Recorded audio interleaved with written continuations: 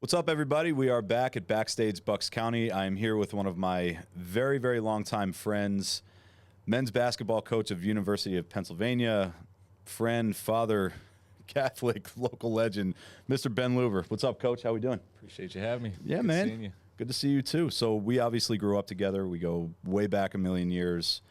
Council Rock, you going to Penn State, being a player, and then our journeys have been kind of eerily similar, just in, two very different industries in music and basketball. But, I wanted to bring you in, sit you down. We got to hear your story, man. There's so many twists and turns and cool things that you've experienced that I don't know that you've ever sat down in this forum and really told people about, other than like newspapers, local legend, being friends and sort of a protege of Kobe back in the day. We've been friends for a long time, so I get to say this, but you were someone even at a very young age that I looked up to, trying to bust your balls and pick your pocket on, playing hoops. But, the work ethic that you had even from a really young age was just different. There was something always different about you that separated you from everybody else. When we were off screwing off, riding our bikes and lighting things on fire in the woods, like you were going to AAU camps with kids twice your age and breaking their ankles. So I want to get into the story, man. Start from the beginning. Like, tell us who you are and tell us about you, brother. Yeah, no, I appreciate that. I think everyone's got a story, obviously. Yeah. And, I have a lot of admiration for what you're doing right now. And like I said before, I've been watching from a distance, and, we both have a passion, different passions. But when you have a passion, you go and pursue things. You try to learn more about it. You want to give more to others, but you just want to. You want to, be around your passion. Mine is basketball. I've loved it since I was little. I'm not sure what made me fall in love with it. I had two older brothers that wouldn't let me play with them too much. They kicked my butt. They were 3 and 4 years older, and a cousin who was like a brother. So I think that might have been my early motivation, was like, hey, I just want to play with you guys. And then eventually that paid off, and I started whooping their ass. But I think having older brothers, helps set the stage. And we were just talking about my dad earlier. I think, he is a huge part of my story. And, now that I'm a dad myself, I understand the importance of, having somebody that understands, right, how to fuel that passion, right, how to be a vessel and get you to the places you need to get to in order to become better at whatever it is you want to get better at. So my dad, at a young age, I think he recognized how much I loved basketball, that I wanted to be the best. I mean, if I didn't win, everything at camp, I was crying. Yeah. You know what I mean? Like, I was really emotional. It was Even at a young age, at a young age, at the right camp, and camp. I was playing up 2 years, and if I didn't get MVP or one-on-one champ or free throw champ, I'm in the bathroom crying, kind of thing. And it had nothing to do with anything other than I just had this burning desire to be the best, and I think I just had a great upbringing with my parents and a dad who recognized that. He would drive me to the city, right after school every day since I was, 12 years old, which is kind of unusual for some kid who lives in the suburbs, looking like me, to go all the way down to the city each day. But it starts with him, for sure. My mom, my dad, they put in so much work to even give me a shot at becoming a Division I basketball player, and achieving all the dreams that I've had in basketball, because, like I said, it's not here in Bucks County necessarily. We had to go to Philadelphia, right, to play against the best. And so it's been great. It's been a long journey, a lot of stories to tell along the way. That's what we're here to do today, brother. Yeah, but good to be here. That's awesome, man. Yeah, from we went to, I think, middle school together. So I think we were first introduced maybe 6th, 7th grade, somewhere around there at Holland Middle School. Yep. And I remember just hearing that you were coming to Holland, because you I think hit Richboro, Holland, and Newtown. Oh yeah, the trifecta. The trifecta for all 3 years. So we were sort of known. We were like Holland. If you know anything about Bucks County, we were sort of these scrappy outsiders. We were known for being a little mouthy, a little tough. Yeah. Weren't as polished maybe as the Newtown and Richboro kids. But what I thought was cool when we got to play together was you fit right in with us, because your talent was way more polished than ours were. We just wanted to hustle and just be physical and play good defense and be a little bit flashy at times. But I'm trying to recall memories from probably 25 years ago at this point, but what really stood out to me was like you're just from a basketball perspective, you were dominant, you were a good communicator, you were selfless, but you put moves on people that we never saw before, and you could score from anywhere. And that was even when we were young, you know. So when was it for you, or like even for your dad? When did you sort of realize like, yeah, there's a passion here, but like you got something different that most people don't? Yeah, no, I appreciate that. Going back, I was like an old soul as a young kid. I mean, like you said, right? Like everyone else was kind of going out and doing, you know, fun, crazy kid things. Yeah, All I wanted to do was be on the basketball court. Yep. You know, and so I remember those days at Holland. You had 2 high socks on. I think you may have had a headband on. Yeah. I'm hoping that we don't have a picture of that. I think we might have one somewhere, but it was fun. And, you know, I think that was like, you know, I always thought like when I crossed the lines, I had like an alter ego, right? Like I had a different personality on a court. It's very different than who I am off the court. But on the court, that was a place where, you know, I think I feel, even as a coach, right, like this is where I belong, right, like the most. And so, you know, I think that always brought more confidence, you know, over time with like, you know, just anywhere I was playing, it was fun. You know what I mean? Like it was fun to be on the floor because that was that was the personality that I liked the most, probably. Wow. You know what I mean? So it was really, you know, when you work at it that much and you become at a certain level where it's, you know, it's not that difficult to do, it's more fun, right? I think like that was like games, right, and sports and stuff. That's when it really becomes a lot of fun. So, you know, I really enjoyed those times playing, you know, ball with you guys and Seth Madelman. And, you know, shout out to Seth. Yeah, shout out to Seth for sure. But no, that was a lot of fun. But when things really turned was, I'd probably say like that 9th grade year going into 10th grade. Okay. You know, is when I thought, okay, I really have a chance at achieving my goals, right? I really wanted to play Division I basketball someday. And so I started getting recruited in 9th grade. I got an offer from Iowa State. That was my first offer. Oh, okay. I remember me and Buff Raddick, who was the computer teacher. Shout out to Buff, yeah. Yeah, he was our computer ed teacher. And like, you'll never guess who called. Iowa State. They want to offer you a full scholarship. And we looked at it on a map, Ames, Iowa. I'm like, nope, not going there. But that was the starting point, and then. How old were you then? What grade were you in? Was that freshman year? Or? That was freshman year. Yeah. Wow. 9th grade year. So you had full rides from freshman year, because I remember that team. I remember being maybe 8th grade was the Final Four year? Yes. Because you were playing That's right. Yeah. Were you playing up maybe that summer when we were in 8th grade going into freshman year? Yep, but they had they just made the Final Four with Matt Verbit. And Chris Alba. And Chris Alba, all those guys. No, it wasn't Chris Alba. I'm sorry. It was Matt Verbit and Danny Williams. Yep. Yep, that was the backcourt there. I remember listening on a, we had like an old, it's going to sound like the 1930s, but we had like an old alarm clock radio in my parents' room. And I remember vividly like listening to those games, laying on their bed, trying to like get the dial right so I could hear updates from that Final Four run. Yeah. You know? Well, that was really what drew me to stay at Council Rock, that Final Four run, that team. Is that right? I mean, you went to games growing up at Council Rock. I mean, like a lot of high schools, they were packed. You know what I mean? There wasn't a ton of things to do on the weekends or weekday nights. But, I mean, it was always packed. And I think that was something that was so exciting to me as a young kid watching, like, Jimmy Natal, LJ Birnbaum, like these kind of names, you know, but it was Jimmy Natal, wow. Shout out Jimmy. Yeah, and Verbit, you know, I mean, like they were really good, but it was a great crowd.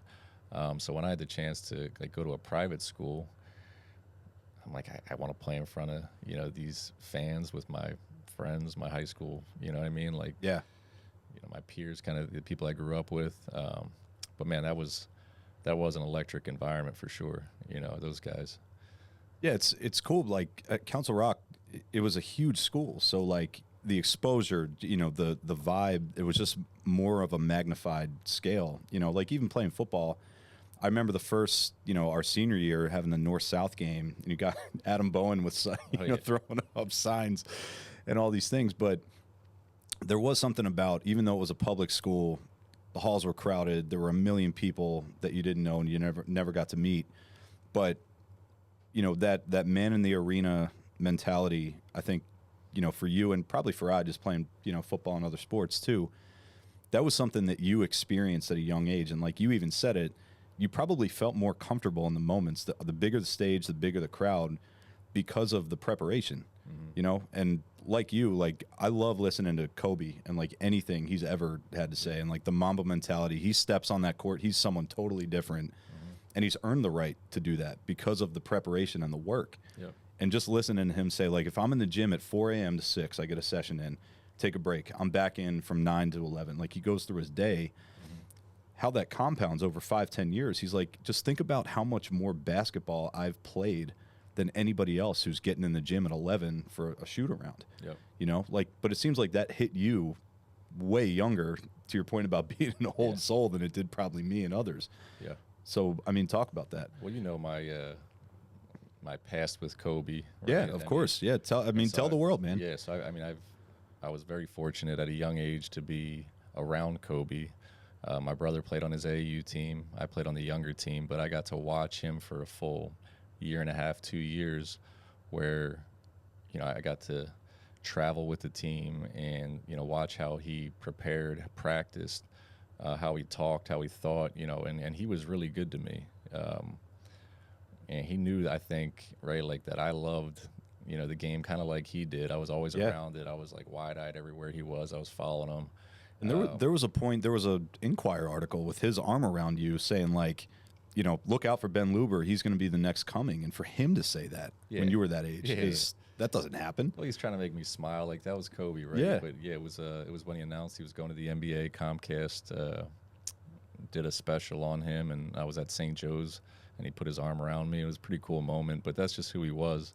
But yeah, I think he was the one that normalized, like, almost like an obsession for something you love to do. And for me, that was at a young age. I'm like, I knew this wasn't that strange. I knew someone else out there kind of saw it as I did, and in a different way. But Kobe made me feel like, okay, like, you know, that's how I think, you know, and that's, you know, obviously Kobe is Kobe, but for me at that stage, I you know, really looked up to him and how he did things. And I mean, he was a brilliant person, really disciplined, you know, but yeah, he was such a good role model, and I'm a big, you know, fan of his, but I'm also me because of, you know, being able to see Kobe at a young age and have him normalize, you know, a love and passion for a game.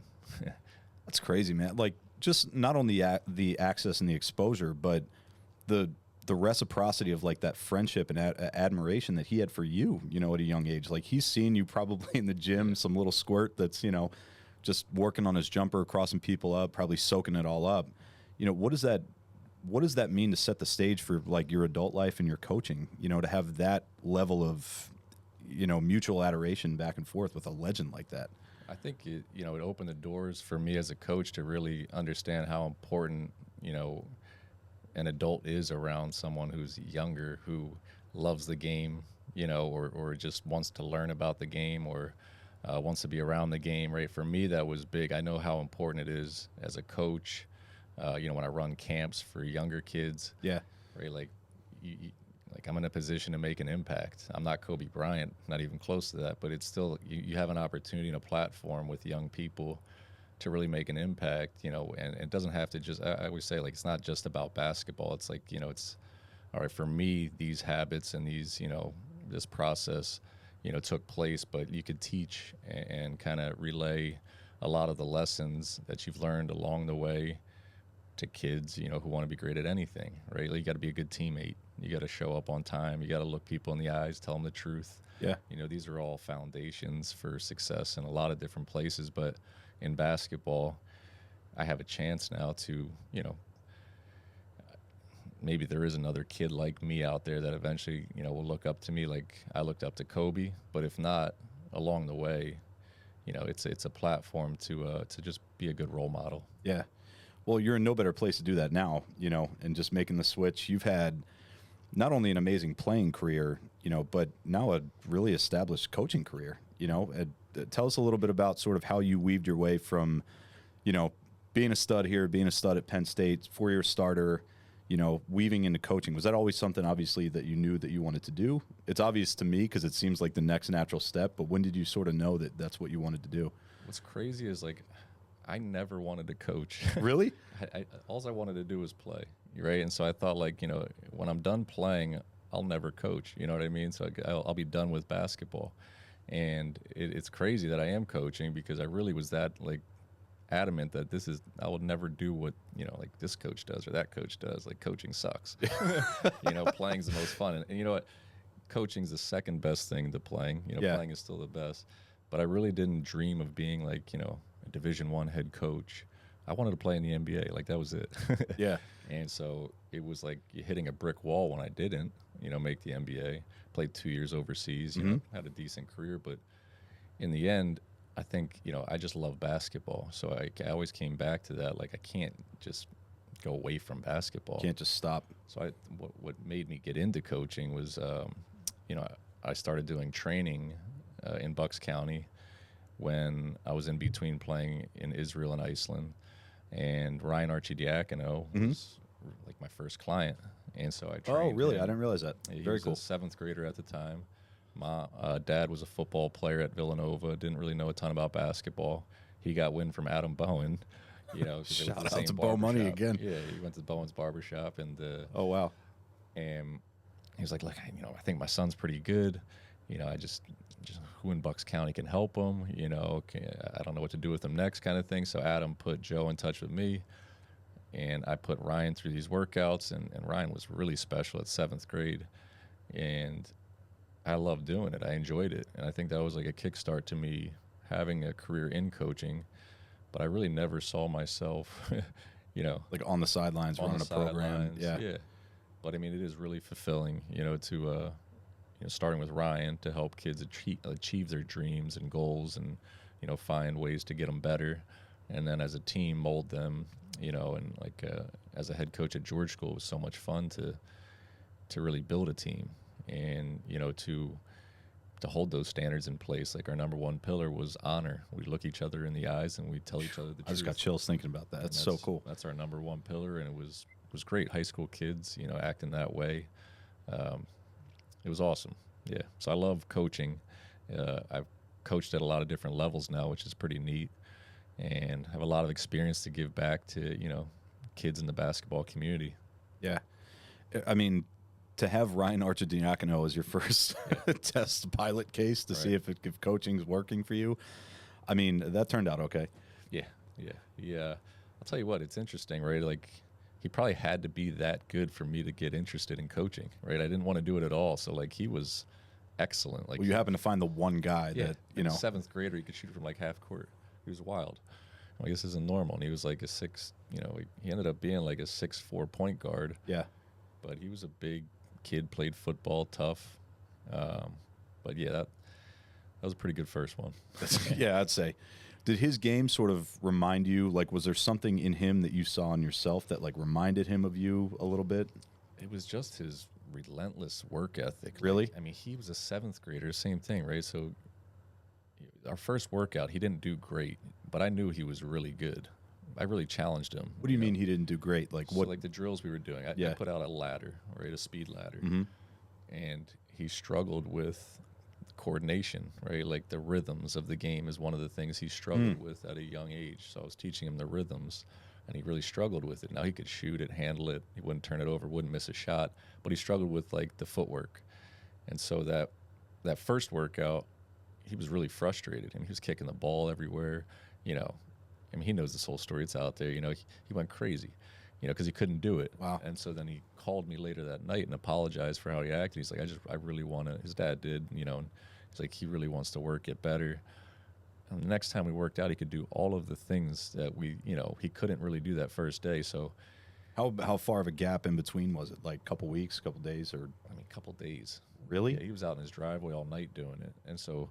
Wow. That is what I saw in me, right? Like, that's what we had in common, was like, he was just hungry. He had a passion for it, and sometimes it came out in like that kind of way because he loved it so much and he wanted to be that good at it at a young age. So that's how our games were similar. Outside of that, not that much. I mean, we both loved it, like the flash, we loved the excitement of the game, the entertainment. But Ryan is, he was a great leader, obviously, at a young age, tough, I mean, he's not a guy who plays above the rim. For him to play as many years in the NBA as he's played, I was going to say, yeah, he really didn't have to, you know. Yeah, I mean, he's won a national championship at Villanova, most outstanding player in the tournament, In one of the most, like, the craziest runs. right? That was so fun. And he went to Neshaminy High School. Yep. Yeah, so he's a great success story. One of my favorite. I mean, we're still friends to this day. But yeah, he's one of those guys that got me excited about coaching and teaching others. And he was a 7th grader in Bucks County who, now he earned it all, you know, but I was able to see that, you know, process happen and be there along the way to help train him all the way through college. I was out there for the Final Four run. You know, it was pretty neat. That's crazy.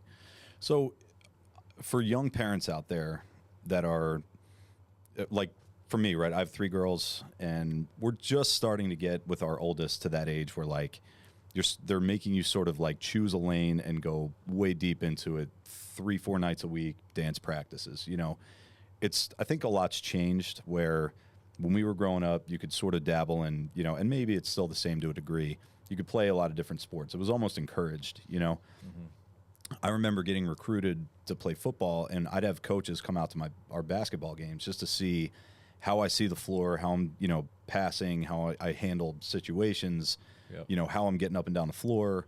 So a lot of that stuff translates, but, like, what's your message today? Because I'm sure you see it from all angles. You see people that are putting way too much pressure on their kid. Yeah. You know, how do you blur that line? Because in a lot of ways, you probably were that kid that, from an outsider's perspective, is spending all this time playing basketball. Mm-hmm. You know, you wanted that. Like, you were the one driving a lot of that because you were in love with it, you were passionate, and you were obsessed.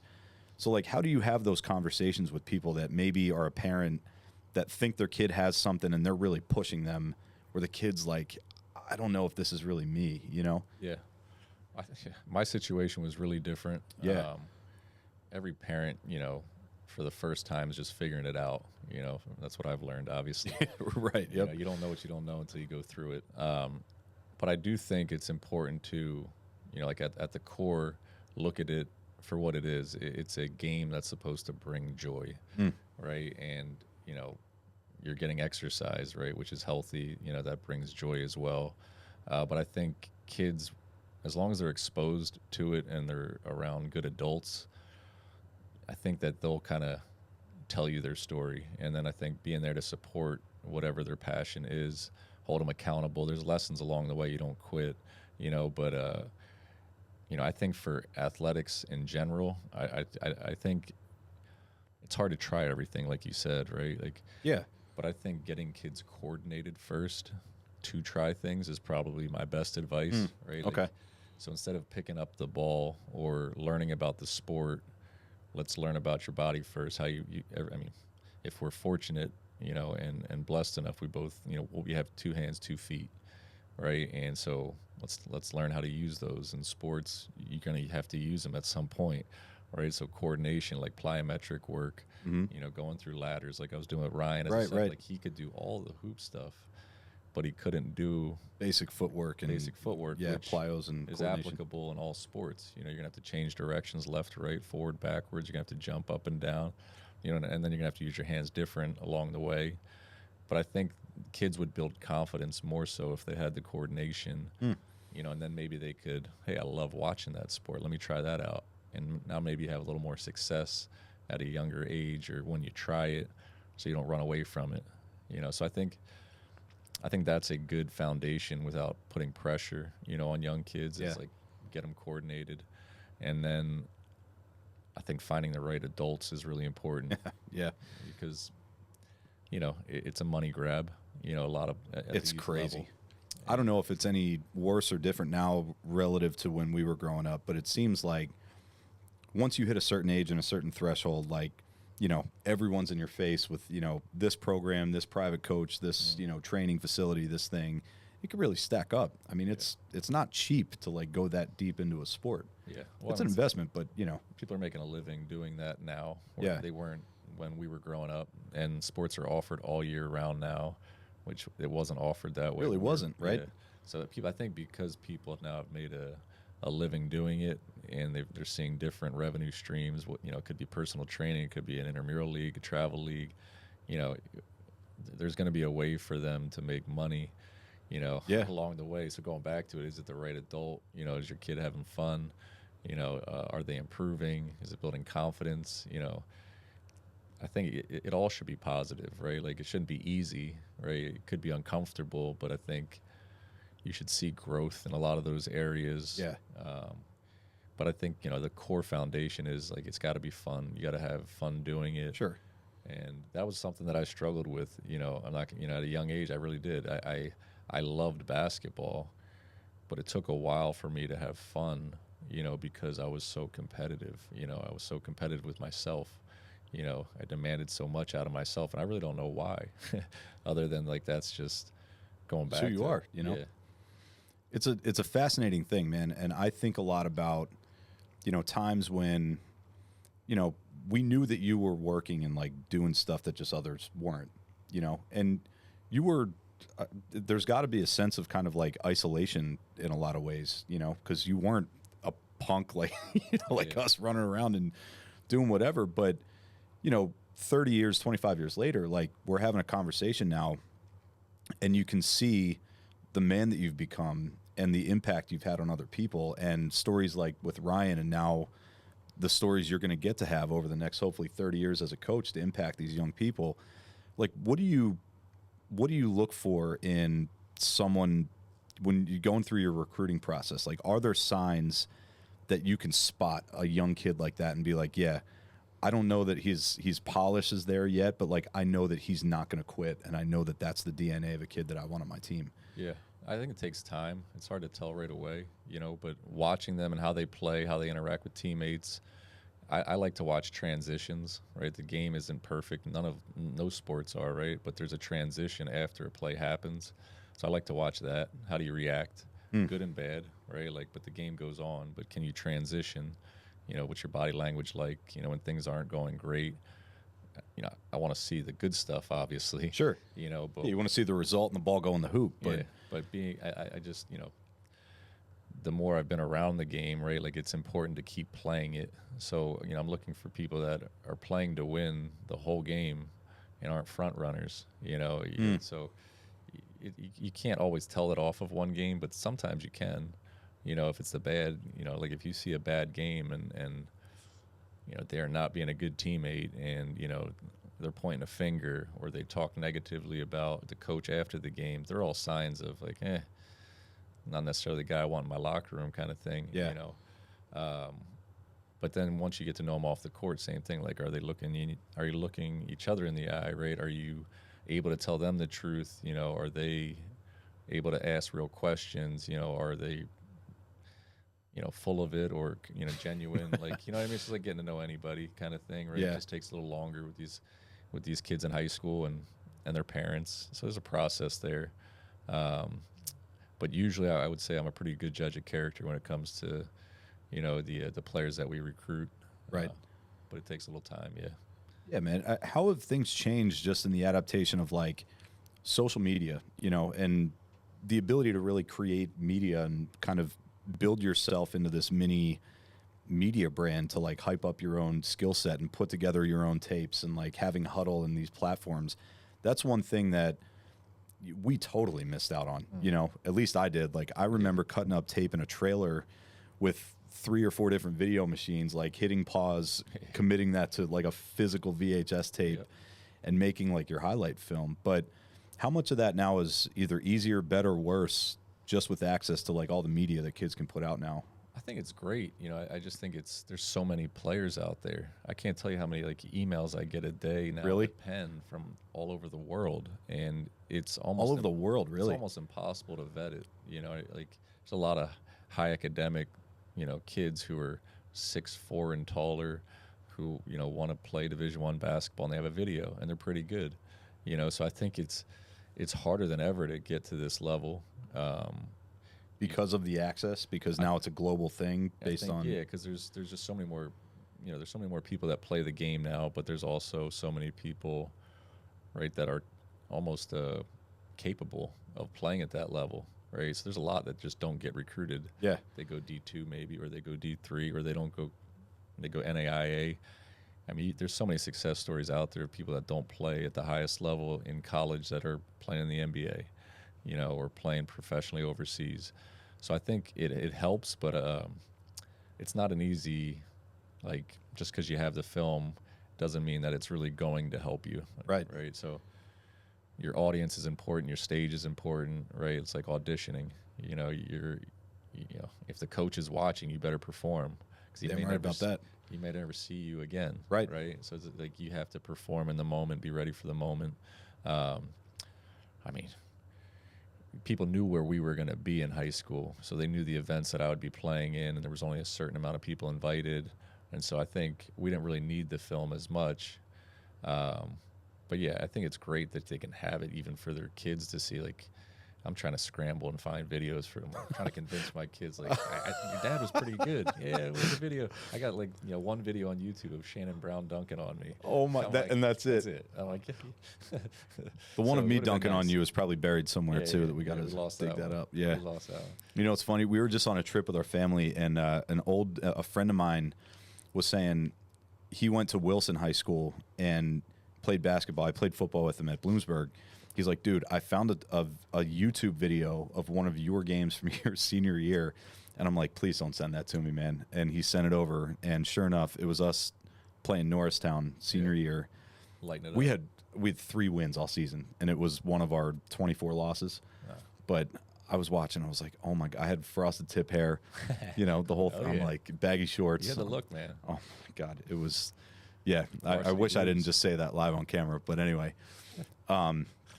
So transitioning to like your current state right now, we're about to kick off preseason. Training camp, obviously, in the Ivies is a little bit of a challenge in the summertime just based on rules. What's the mindset, like what's expectation mindset for the guys going into the next couple months before the season starts? So we're in an interesting spot.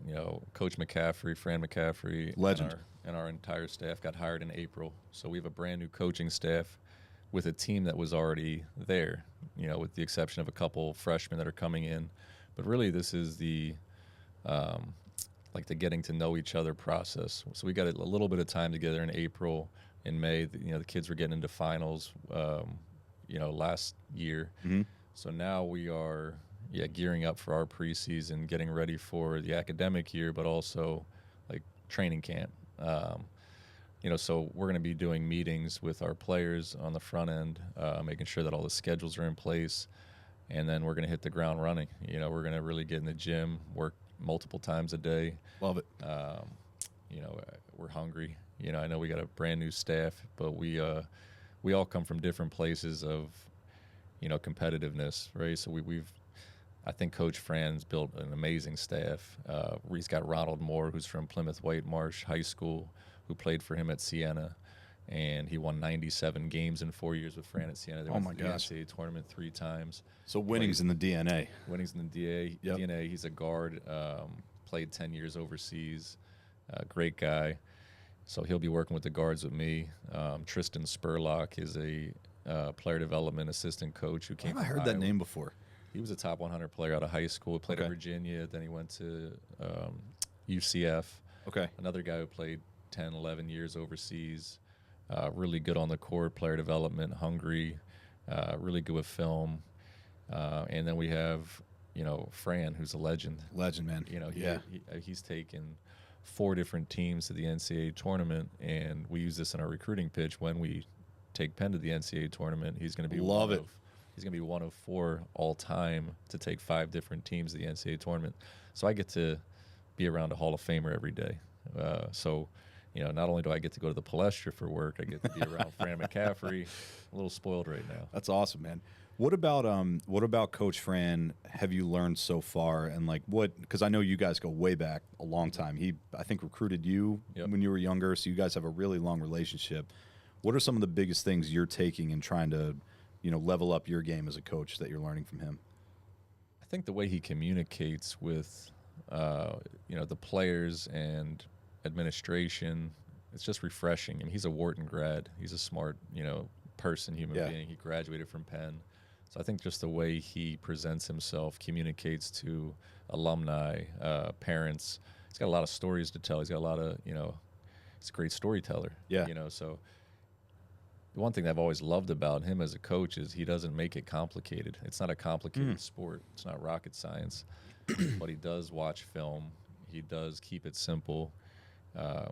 He does love the game, and he hates to lose, just like me. So I think we make a great team. But he's refreshing to be around because he doesn't make basketball so complicated. He makes relationships the most important thing. I love that, man. That's cool. And so that's what makes him a great coach. And I can see that firsthand now. He cares about his players. He cares about the game, and he cares about the school he's working for.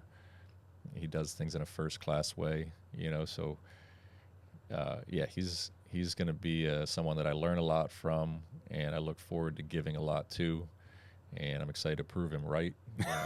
Why he hired me. Be the one of, what do you say, 5 people to take 5 teams, or only a handful? Yeah, right? one of 4 to take 5 different teams at the NCAA tournament. Wow. Yep. It's just we got to do it at Penn though. There's still only 4 right now. Let's do it, man. Okay. So, one of the interesting things that you said is like taking all these different elements from all these different influences, from Kobe to Coach Fran to your dad to. So, if we were to come in right now, like you were obviously at George School for a while as the head coach there, what are the core tenets or things that when, whether it's your group of guards or your team or your organization eventually one day, what are like the 3 things, posters on the wall that I'm going to play for Coach Luber? These are the things that make him different, make you unique, because his value set's different, and that's why I want to go play for Coach Luber. Yeah. I mean, we said it before, where you show up on time, you honor your teammate by looking him in the eyes, tell him the truth, right, which is accountability as well, right? Yep. You got to be able to receive it, and then you got to work, right? There's no substitute for that, right? So I think if you got the right people in the room who do those things, right, you're going to see a level of respect for one another.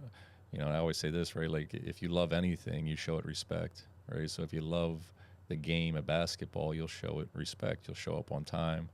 You'll be able to take the truth. You want the truth, right? You're going to tell your teammate the truth. Absolutely. And you're going to really work at it every day. And so I think if you do those things, right, you got to recruit. You can't just do it with anybody, right? You got to recruit the right talent.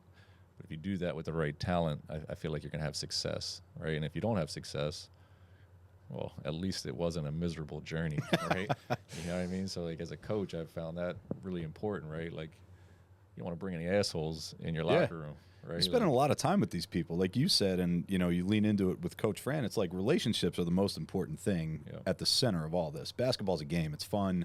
Same with us with music. Like, we get to perform in front of really cool people on cool stages. At the end of the day, like, I want to be known as the nicest guy in the industry, because whether it's imposter syndrome or just feeling like I want to always be surrounded with people way more talented than me and way outkick my coverage, so I can just learn. Yeah. I want to be at the center of it, but in a way that I can just absorb and learn and just level myself up in everything that I do, whether it's music or basketball or life or whatever, and it sounds like you're taking that to sort of preach that to young kids when they're coming to play for you. Well, I'm going to keep watching you and following you, because I think that's one thing that I like right now about what you're doing is you could see that, right? Like, you could see that you love to do what you're doing. Love it, man. And you're absolutely.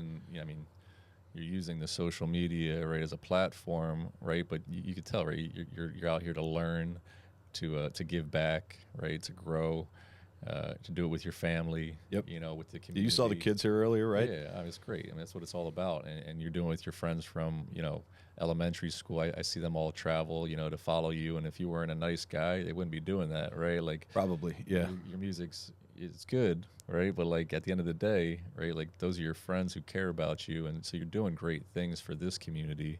Your friends are proud of you. I'm proud of you. Thanks, man. Appreciate it's that. good to watch. It's great to see. It's good energy. It's something that, right, like, I don't have the best social media presence, right? I got a lot to learn. Not yet. We're going to work on that together. Right? But at the same time, right, it is a platform to do a lot of good, and I think in Bucks County, right, like, we could do a lot more good for these kids in the area, in sports, music, make it fun.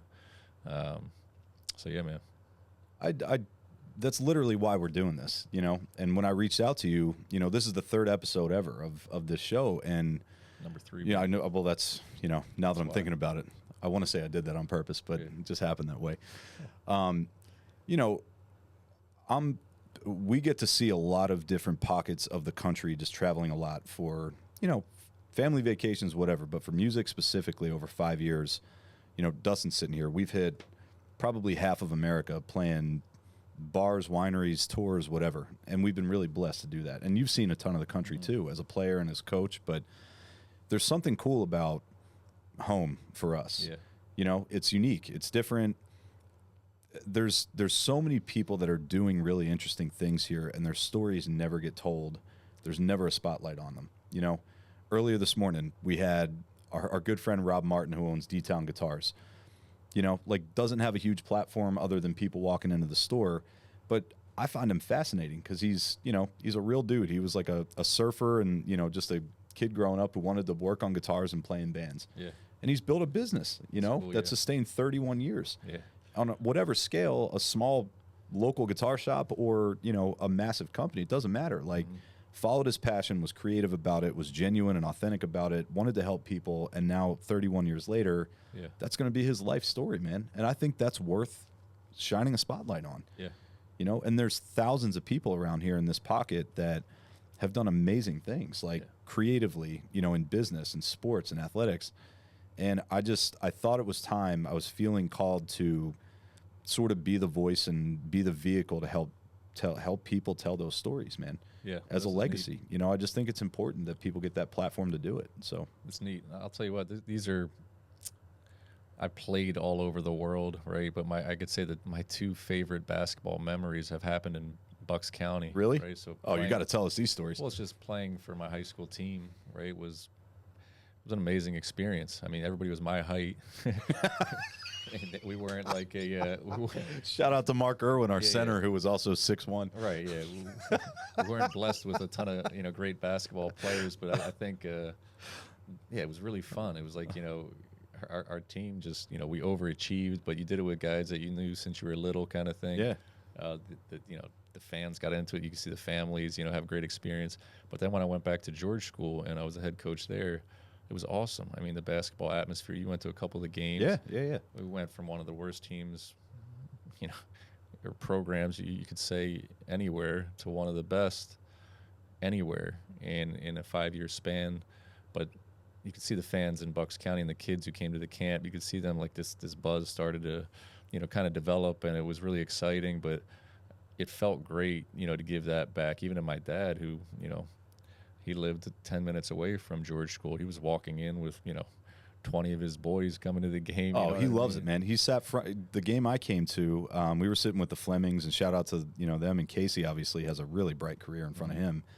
But your dad was, you know, front row, just doing his thing in the loafers and the tucked in shirt and the jeans. And I was like, he is so proud of you and what you've built. I could tell that, and I got that sense, and I am too. But what does that mean for you and your dad to, like, you're home doing this on your home turf, and now at Penn on an amplified stage like that? What does that mean to you, man? It means everything, honestly. You know, it was really cool. I didn't really know what the reason was why I got back to George School necessarily, right? So I spent 10 years in Binghamton and Rider University as an assistant coach. And, you know, at George School, that was my first head coaching experience, but it was in Newtown, PA, you know, right across the street from where we went to high school, basically. School we glossed over growing up, you know, like no athletic prowess, no, Nothing. you know, So a lot of people question, like, what are you doing, right? And what was neat was, like, I really didn't know why I was doing it as much as, like, I wanted to challenge myself. You know, I had a young family at the time. I wanted them to be around all of this. I wanted to be around my family, my mom, my dad. Yeah. They're all in the area. And you know, as time went on at George School, like, our team got better and better and better, and my dad likes good basketball, so he came around more and more. He demands good basketball, let's be honest. He started showing up a lot more when we were winning games, but I saw him so much, and we had so many great memories, and, like, he started to become closer with my players at George School. We have a player, Christian Bliss, who went on to play at Virginia. Him and my dad were like kindred spirits. Like, really? They were like best friends, and it was great to watch. But I guess what I was able to give my dad an experience, like he gave me in a way, right? So Wow. it came full circle for me to say, like, here, you enjoy this, you can sit here and watch. It's something to be proud of, great, but like it's right down the street. You don't have to drive to, Binghamton in upstate it's New tough, York or what I wherever. mean? Yeah. So it was unique. I thought it was really a special time in my life. And now he'll just have to catch a train to the Palestra, but he already got 10 tickets, 10 season tickets. He bought them up already. Did he really? Oh yeah, he wants to be I right can't behind the imagine bench. that. Yeah, I'm gonna have to hit him up to come down to some yeah. games this year. Yeah, he's excited. I'm excited, but it's been really cool, and we got a great relationship. And we both love hoops, but we've been doing it together for a long time, and so I'm excited for this next chapter. Yeah, It's awesome. Do you ever? I mean, maybe now is the time to do it.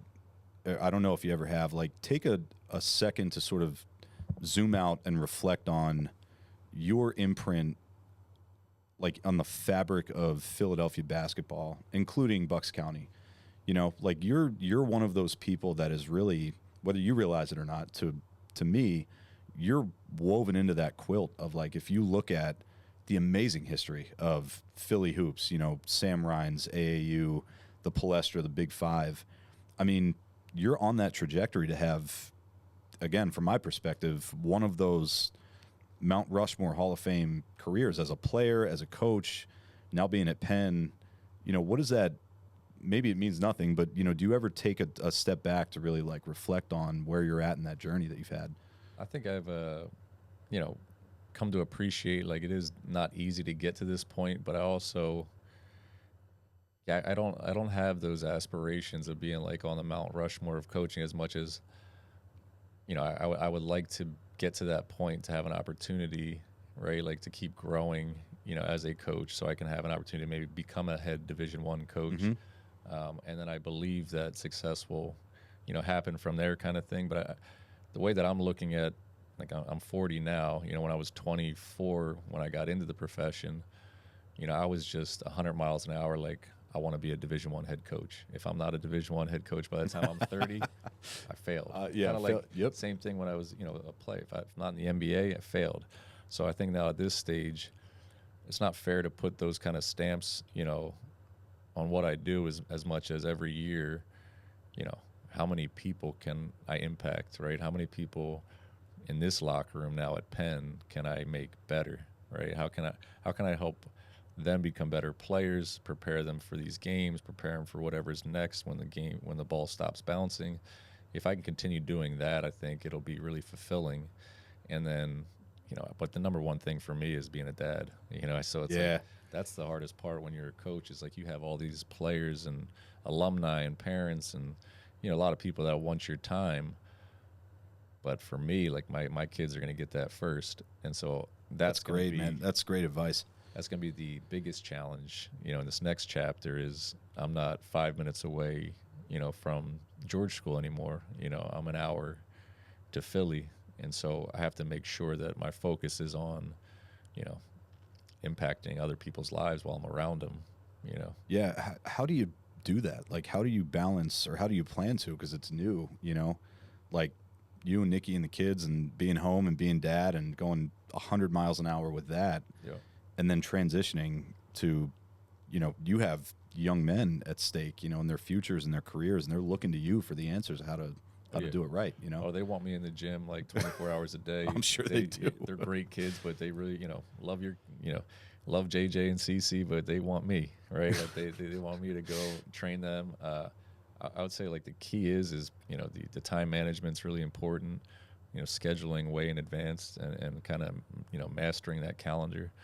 But my wife, Nikki at home, like, it's gonna be a big year for, her at home and being a great teammate, right? Like, she's gonna have to wear a bunch of hats this year, but that's what's gonna take, and I think we'll find a way to make it work, make it fun.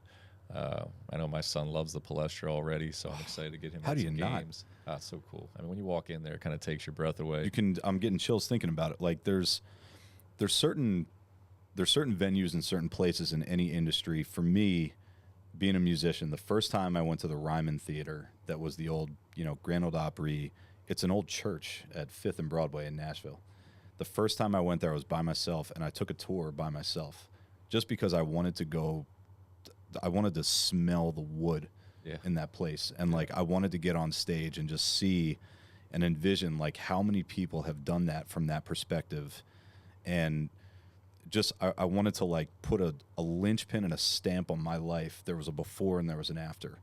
And this is before anything music related was happening for us. I did that. And it was a big part of the trajectory of like how I approached showing up every day. Cause I knew you could, the same as the Palestra, you know the sweat that went into earning that spot on that stage. Yep.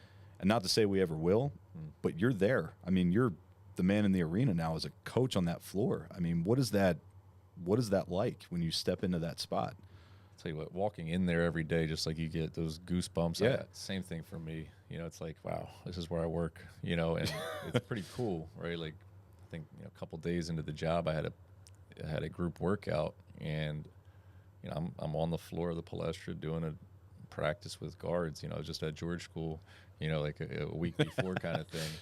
And so a very nice facility on its own. Yeah, but no, it's great, but it's no Palestra, and I take pride in that, right? I think it's the challenge that I'm excited about. You know, when we got hired at Penn, knowing that, you know, it's been a little bit since they've been to the NCAA tournament. It's been a little bit since the Palestra's been rocking with a ton of fans. Yep. I love that challenge, you know, so I think now it's like, you know, you got to recruit the right players, obviously, but the players that we already have in place, we got to develop them. And that's all, you know, behind closed doors, behind the scenes, the things that nobody really sees, as you know, right? And then, you know, the test comes in November, and I'm excited, but I do take that with, you know, a great deal of, you know, like, not just respect, but like it's a challenge that we were hired to do, and that's something I take a lot of pride in. Is, you know, step up to the challenge, you know, leave it better than when we got there, and, you know, I'm excited to do that. Yeah. It's incredible, man. The opportunity you have. How do you take all of the things that made you the player, Ben Luber, like the tenacity, the mindset, the flipping the switch on and off? Like, you knew when you stepped over those lines that nobody was messing with you. How do you channel that and translate it to being a coach? Because you're not in direct control of the ball. It's not in your hands. But, you know, I've found that challenging, even coaching my kids' soccer team. Yeah. You know, but how do you do it? How do you channel that, but get the same output and the same outcome, you know? Yeah, I think it's different, right? So that was like the biggest question that I had getting into coaching. I asked a lot of head coaches the same thing. Like, how can I, you know, take these skills and this work ethic that I have as a player, and how can I use that to become a great coach? Yeah.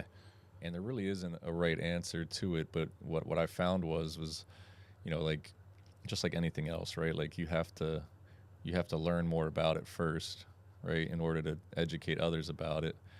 But I think as an assistant coach, right, the way that I can make an impact is very different than as a head coach, right? But I think all of it comes down to preparation, right? So how can I make an impact as an assistant is watching a lot of film with players and developing on the floor, right? Like player development, you know, work each day.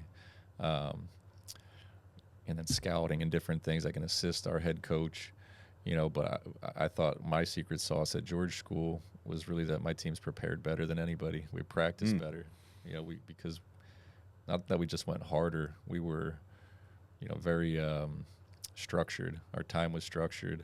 So we trained like a college team, and that really paid off. So in game, I was never like, people would, you know, like laugh at me after the game, like, you never yell, you know, or you never get angry with the players. Or I felt so prepared in those games where I knew it wasn't a perfect game, right? I knew things were going to go wrong. Yeah. But we prepared at a really high level, and it brought me peace in a game where it was like I enjoyed it. I could root for the team. I could call time out of, you know, tired or whatever, but like I didn't really need to do as much strategy because we practiced. You know, we practiced for the game. The game is for the players to play in. And, you know, hopefully this year we can do the same thing. I could just sit there on the Palestra bench and eat popcorn and watch them. You know? So preparation leads to popcorn on the sidelines. That's right. That's it. No, in all honesty, man, I mean, I just learned something from you, which is really cool, that the preparation leads to peace for you. That's how it shows up and manifests for you, is you feel like you can be show up as authentically yourself in a relaxed, peaceful manner, that you have clarity, you can communicate, and you can just observe at that point, because you know that you've done everything, you've exhausted everything to be prepared in that moment. And it's cool in such a, I mean, 14 years as a coach, right? Like, that's, it may seem like a long time for you. I'm sure it seems like it's flying, but to translate prepping yourself as a player into prepping 18 guys is no small feat. And for you to make that transition to learn that skill of how to communicate preparation so that you can sit there and eat popcorn on the sideline, I mean, what's that journey been like? I loved being the head coach at George School, but there was a lot of learning along the way. And we had talked about like the influences. Fran McCaffrey's a big one. You know, Billy Donovan, who was the head coach at Florida. Yeah, legend another, too. You know, he was great to me when I was at Binghamton University and Rider University, another mentor who taught me a lot about his defense and how they played it in their national championship years. I had a lot to learn. You know, and I study the greats, right? I watch their, you know, demeanor on a sideline sometimes, and it's not that I'm mimicking them. I'm learning about something I've never done before. But we had a really, really good assistant coach at Penn State who was excellent at scouting. And so, like, he's who I learned how to do scouting reports from. So when you piece together these people along the way, you kind of develop your own identity. And that's what I feel like I've done, you know, is like when I'm a head coach, I'm going to be different than Fran McCaffrey. Fran's excellent, right? But I'm going to add something that Fran does to who I am. You know, I'll never become someone else. But I think, like, as time goes on, 15 years has been a long journey, but there's so many lessons along the way where I feel like I'm really confident that now I'm ready, you know, for whatever is next, right? If it's a head coaching job, you know, at a college, I'm ready for it. If it's a head coaching job in an MBA, I'm ready for it. You know what I mean? If it's a head coach at my son's, you know, CYO team, I'm ready for it. You know what I mean? St. Andrews, that's a tough, Yeah, that's a tough gig. But, you know, so it just, I think, like, that's, you know, you just got to keep sharpening your sword, you know, learning, enjoying it, giving back, because it can be taken away too, you know. And so I think it's important to keep that bus moving forward. Yeah, man. Yeah, it's you take it for granted sometimes when you're in it and you've developed and you've spent so much of your time and your resource and your energy focused on this one thing, like making the transition from player to coach. Now it's learning from the greats, being a sponge, new opportunity. So what's, you know, not that you have your sights set on, you know, like you said, being an NBA coach or anything else, but what's the next phase of things that you're going into this season with the mindset that you need to learn or that you want to sharpen specifically? You know, like you said, the scouting thing.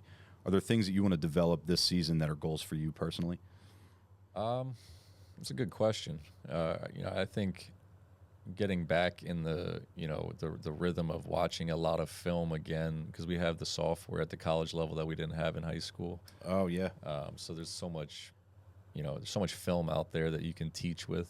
So I think, you know, kind of mastering the film again and how to, you know, break down an opponent, also how to, you know, develop our players and show them, you know, how they're getting better along the way. I'm a big fan of visual learning. Us as human beings, we're visual learners. So coaches like to talk a lot. I like to show, you know. Meaning like you'll show a film clip or like something visually on a screen, or like show in real life and set up a scenario on the court? I'm going to show you how you did it on film. Gotcha. Because I told you about it live. I know you heard it. But when you're doing it, right, it's very hard for you to understand because you're like, nah, I kept my hands up on the shot. Right. No, you didn't. Watch. Yeah, watch. Right. So now you believe and now you learned. And so, like, I like the process of that. Right. So I'm looking forward to kind of digging into more film this year. Recruiting, you know, we've had a lot of success recruiting. I've been recruiting for a while, you know, at George School at a pretty high level, I think. So, I'm pretty confident coming in at Penn. I mean, you were global. You had, you know, Z, kid from China who came over and played with you. Big like, Z. I mean, how has the landscape changed? I wanted to ask you this, just NIL in general, getting your take on it, like direct impact on you. How have you had to shift mindset or the ways that you go about recruiting and finding and offering, you know, talent? Yeah, I mean, the Ivy League is the only league in Division I that opted out of the NCAA settlement, so we can't offer kids money to play. There's no pay to play. So they do, offer the individual, the student athlete, the ability to make money off of their own name, image, and likeness. Right. So they can do commercial NIL with different companies. We're really hands off in that area. So we're different than all these other college coaches who are. I mean, these other college coaches are now recruiting and saying like, Matt Freedman, you got a full ride to come to X university, and we're also going to pay you $250,000 or whatever. Can I counter? Right, you can. All right, thank you. Just not with us. But we're on the side of, okay, we got 8 schools in the Ivy League. It's financial need-based, right? So it's all financial aid money. If you need it, we can provide it, but we don't give scholarships, right? So our draw is the Palestra, right? Our draw is our... It's a Penn education. Our I mean, Penn if nothing else. education. I mean, Penn education is something that, you have to really want. And, so, I mean, last year they had 72,000 applicants, 3,500 got in.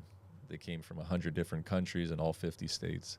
So you're going to one of the best institutions in the world, right? So we have a high level of basketball. We got the Palestra, but you also graduate with a degree from Penn, that lasts the rest of your life. So our cell's a little different. It's not for everybody, but we are looking for the basketball player who wants the Penn education, right? Because we're here to win a championship. Yeah. We're basketball coaches, right? Like, they didn't hire me to teach any classes at Penn. Thank God. Thank God. Right. So, like, they got to do their job, we got to do ours. So I think that's a good, challenge that we're really excited about. But that's what makes us different in this NIL space is, we can't pay you to come to Penn, but we can provide, a different experience at Penn than maybe some other places that it could be short-lived. Sure. We talk about long-term greedy, right? A 40-year game plan. Or you come to Penn, you really do have a 40-year game plan. That's a great way to look. I mean, you're probably looking for a specific kind of a kid. Because I'll be honest, if I was 17, knowing myself at 17, and you pitch me that, I'd be like, dude, show me the money, all due respect. I hear you. But that wasn't my long-term plan. But, I imagine that you're running into families and kids that are thinking that way and setting up and saying, like, yes, that's 100% what I'm looking for. Do you find it just a smaller pool or a different type of mentality? I think there's a lot of people out there. It's surprising because basketball is not a country club sport, right? It's not a cheap tuition either. But there's a lot of people that, want the Ivy education, families who do have money, whose kids play basketball kind of thing.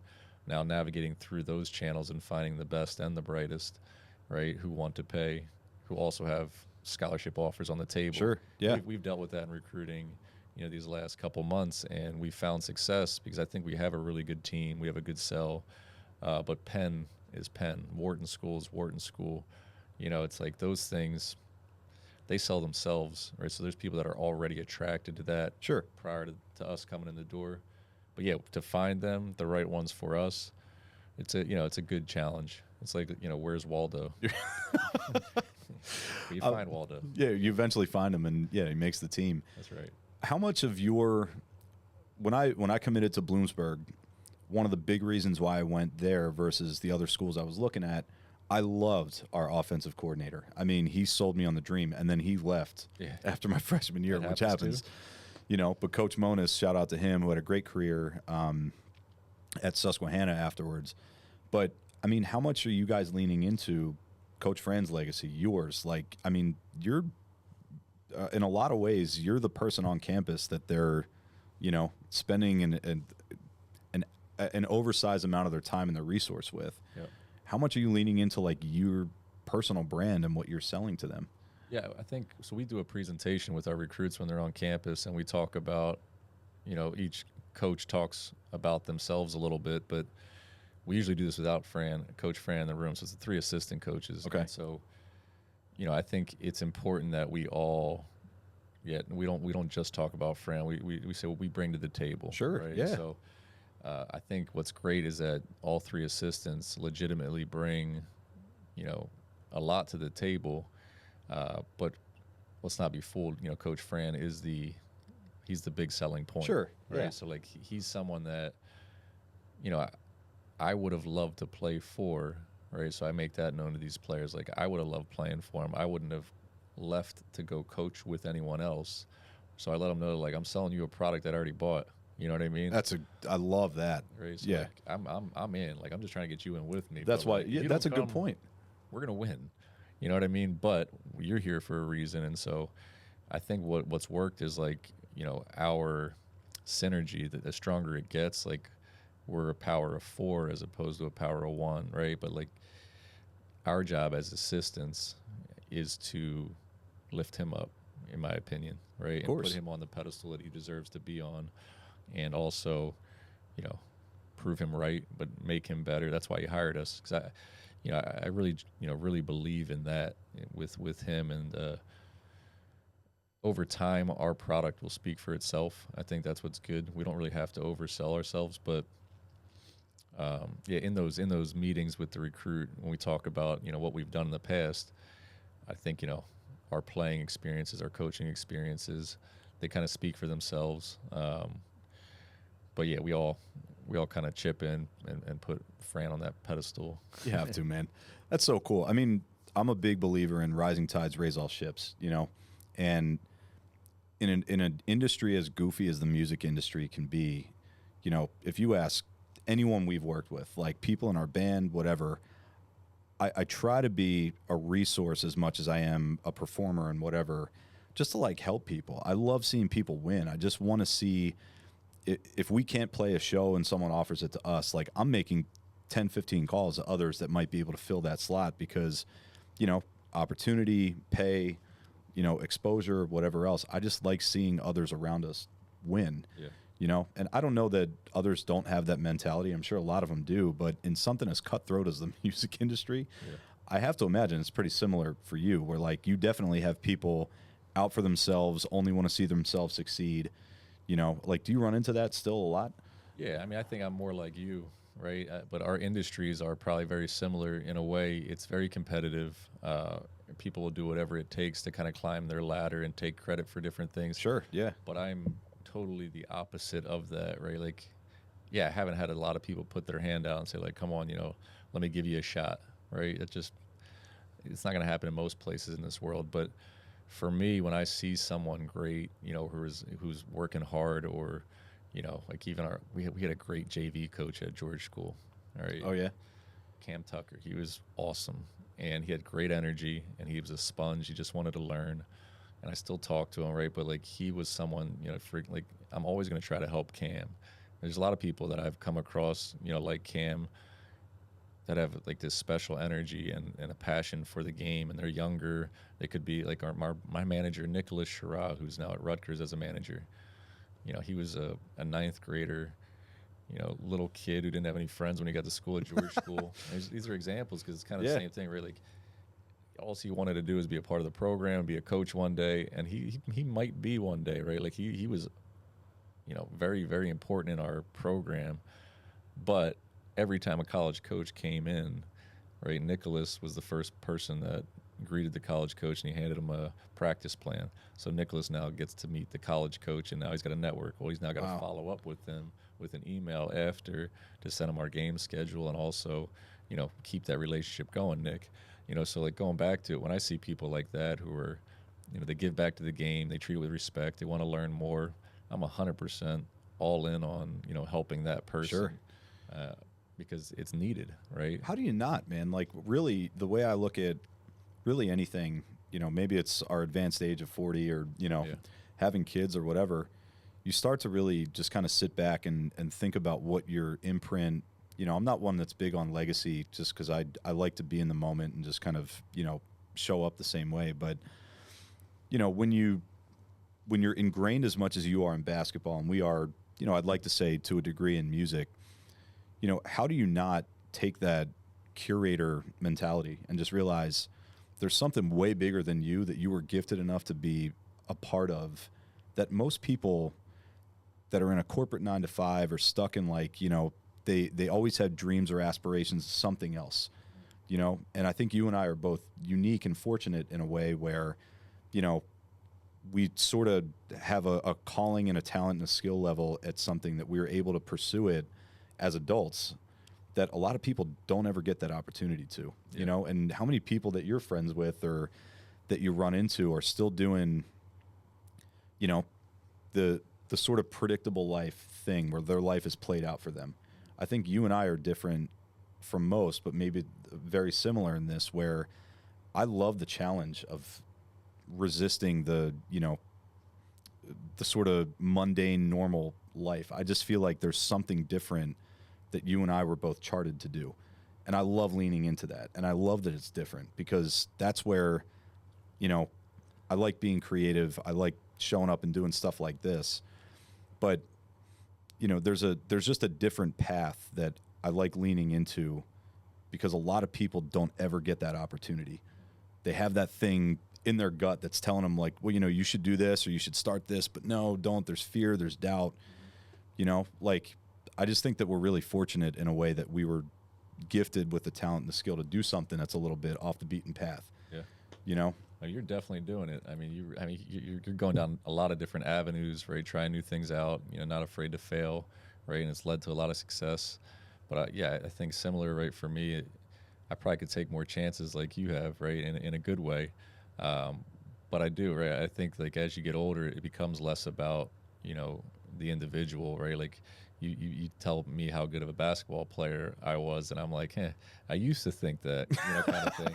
Like I used to think that I was pretty good, and now I'm like, when I see the whole world, I'm like, I wasn't shit. You know what I mean? But at the same time, right? Like we're small, little pieces in this world, and we do have an ability to touch a lot of lives, impact them. But I think that brings a lot of joy. So I think focusing on, tapping into that, I think you and I do have something in common where we love what we do, but we want to bring joy to others people's lives by doing what we do, right? Help them get better, teach some lessons along the way, but lift them up, and make this an enjoyable experience that we can continue doing. Because the alternative is, right, like we don't get to keep doing it, That's the biggest fear, man. And, you mentioned fear just kind of as a topic. I'm curious, like, everyone has that in them. And I know when we were starting out in music, kid from suburban Philadelphia shouldn't be singing country songs. And,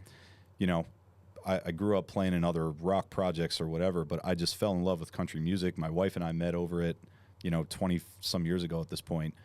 So what about like fear and doubt for you as a player, as a coach, making that transition to a coach? Like, am I really cut out for this? Can I really do it? Do I know what the hell I'm doing? How did you overcome that? And like, how did you shift the mindset to like, screw it, I'm going through the effing wall and I'm going to figure this out? Yeah, it was hard as an assistant. I mean, still, it can be hard as an assistant, right? You're not really in control of calling the shots every day. So that's a challenge in itself. But I go back to like what built my confidence was I was afraid, to lose, right? Like, so. Why was that, do you think? Just out of curiosity. I don't want to waste all of that time, and I think like to lose, right? Like I want to put all this time into something, training. It's like taking pride in it, right? And like in the end, to lose after all that is like, is it really worth it? Yeah, or I got to do it more. I got to do it again, right? Like it kind of fuels you in a way, like to return or give up. I think that's part of the challenge in athletics, right? In sport, and you're going to fail at some point, right? You're going to lose at some point. How do you respond? But I think, for me, it was just the fear of, like as a coach, not preparing, right? Like that'll bring anxiety. Not having, not training your players every day. That'll make me a little nervous come season time. I love the day-to-day. I love the details. I love the compound effect that'll take place and, have an explosive blessing, 2 months from now, that our team's playing really well. But if you handle the day-to-day, that's where the compound effect eventually takes place. And I can't do this. Like I'm just, I can't put a smile on my face and keep, the day going if I'm just crossing my fingers kind of thing. Yeah. But I think the fear factor of not doing something, that you love to do at the highest level, it doesn't, like, it's uncomfortable for me, I guess, right? It's not gonna be perfect. That's probably rare, that you've curated such a long career and really a life at this point of like having that mindset and never really straying from it. That might sound different to people, like loving the process, falling in love with the journey and the details as much as they are the outcome is probably different for a lot of people because they could never commit to that. Yeah, I mean, it's a little maybe obsessive at times, right? It's okay to say it. That's a good thing, you know? Yeah. I think it takes like momentum, right, to have success, especially with something that wasn't good at first, right? Like you got to really get that, thing moving, have a real flywheel effect, but if you don't ever get it started, right, like you don't work at it every day, you don't lose and figure out how to win, really got to keep going, right? I think that's the whole thing as a competitor. I don't know how I keep going sometimes, what I mean, when you got a family and, your day-to-day is kind of nuts, but, as you get older as a coach, I see these guys doing it till they're like 70 years old, and you're like, how's Rick Pitino still doing it? Yeah. How's he still yelling at these kids? I mean, it's what you do, right? Like my dad's a doctor. He lives to serve and be a doctor and take care of people and diagnose. I live to do the same, as a basketball coach, right? I'm here to help others diagnose, right? Put something together, put a report together, execute a game plan, win a game, right? I love the process of all of that. And, I mean, like the relationships are definitely the most important things along the way. Agreed. Yep. But for me, I just, I love being around basketball. I love what it's done for me. I love that my kids now get to be around, other good people who are working hard, and they can be good role models for my kids. So yeah, it's a great place to be in, but, I think it can all go away like that too when you don't treat it with respect. Amen, brother.